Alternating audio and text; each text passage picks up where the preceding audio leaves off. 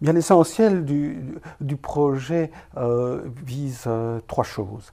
La première chose, c'est de travailler sur l'image elle-même, de prendre en considération la représentation et d'essayer de montrer que ces représentations ont été réalisées par des gens dont c'était le métier. Autrement dit, des gens qui ont été formés à la production de cette représentation, donc de produire des images au sens où nous l'entendons. C'est le premier objectif. On se trouve devant des productions qui nécessitent d'intégrer cet art paléolithique dans le registre de l'histoire de l'art.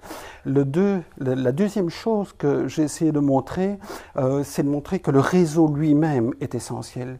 Et donc, ces motifs, les entités graphiques qui ont été réalisées, que ce soit des représentations ou des motifs non figuratifs, se sont collés en quelque sorte aux particularité architectonique du réseau, la structure même du réseau, et le réseau doit donc, il faut assumer les conséquences de ce qu'on dit, le réseau doit donc être étudié pour lui-même, ce qui n'a guère été fait.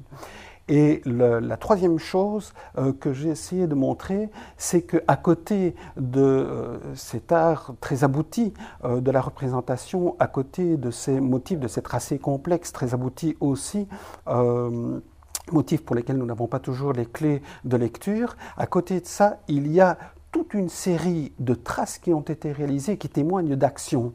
Et ça nécessite de distinguer entre deux ordres de choses. Ce sont les gens qui ont organisé le décor suivant des impératifs et des conventions qui étaient soigneusement en place, et les gens qui sont rentrés dans le réseau et qui ont pratiqué des petites cérémonies et qui sont venus revoir ces éléments de décor en cheminant dans l'espace. Donc, autrement dit, il faut distinguer entre ceux qui ont produit le décor, ceux qui sont les artistes qui ont réalisé l'image, et ceux qui, après, ont exploité le réseau, qui ont exploité le décor en accomplissant un certain nombre de petits actes à valeur cultuelle.